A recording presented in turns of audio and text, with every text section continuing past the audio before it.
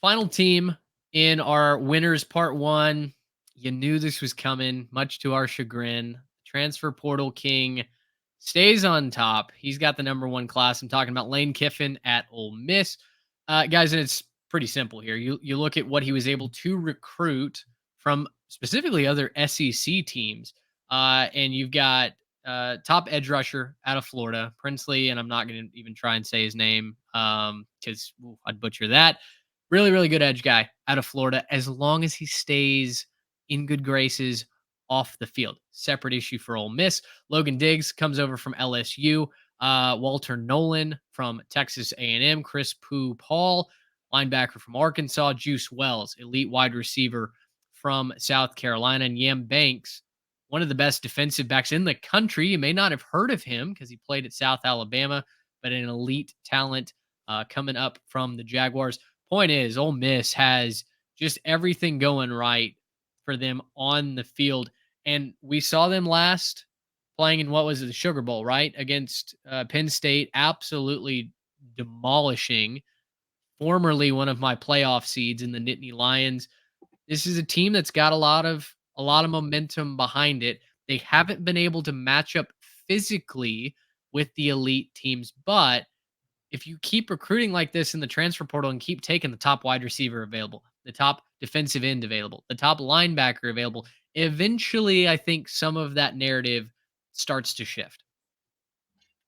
Yeah, I think you're right, and it pains me to say positive things about Lane Kiffin, but he's Oh, I done know an it does. excellent job getting talent to Oxford, and now with an expanded playoff, it's going to be easier for him to get to compete for a national title. Truly, I think there's obvious roadblocks with the four-team system, but it's going to be, as always, like we always say with Lane Kiffin, when you rely so much on the portal, it can vary so much from year to year.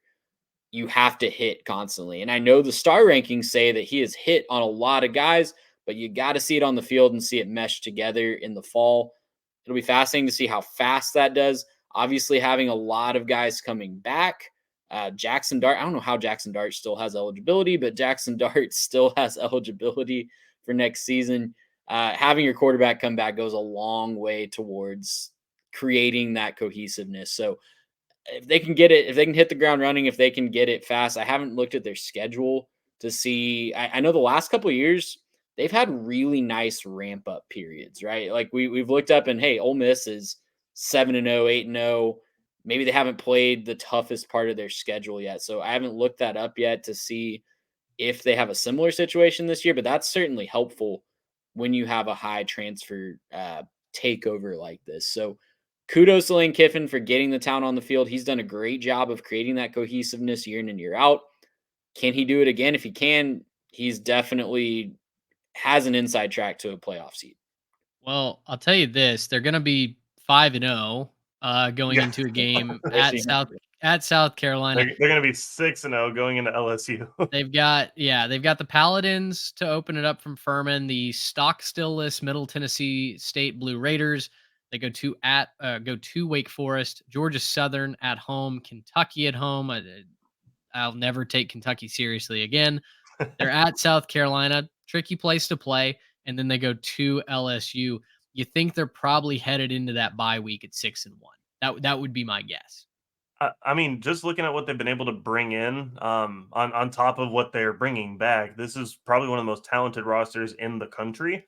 And I think that there's not a whole lot of debate on that. And also, this is at a perfect time for them when a lot of teams are cratering around them. A lot of teams in their conference that maybe formerly would have been in a great position, kind of starting to fall off a little bit and lose some stuff. Man, I'm looking at their schedule. I think maybe Georgia is their loss, and even then, with this amount of talent you're bringing in, like, it's Georgia, it's at home, fans should be rocking. It could swing their way, and so I think right now, as I'm sitting here, I'm looking at Ole Miss and their favorable schedule. I'm thinking, hey man, what? Well, first off, what happened? How they get this good of a draw? But also, second, like they might actually be the favorite this year in the SEC. I think obviously there's teams that have been there and have proven some things, and obviously Georgia is currently the king. But Georgia could be vulnerable, and with as much as Ole Miss is bringing in, and as hot as they finish the season, I think that game in early November is going to be a hot one for them. So they've certainly won the offseason. We've seen Lane do that several times now.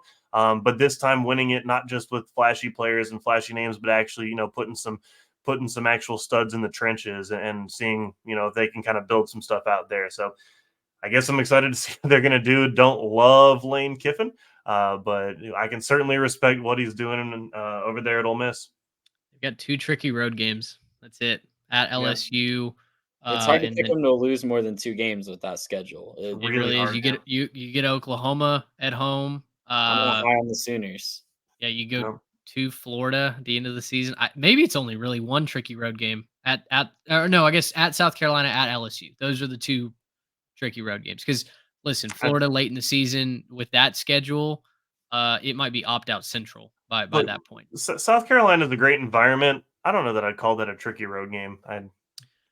The cockpit's tough to play in. No, it's a great environment. I'm not telling you that. I'm just saying I don't think South Carolina is going to be worth all that much this year. So I'll You have take to a find a very, very quarterback. talented 5-0 Ole Miss team to walk in there and handle business. Yeah, I think they'll probably be on maybe alert that weekend. But yeah, very very favorable schedule for the Rebs. Gracious, how about that?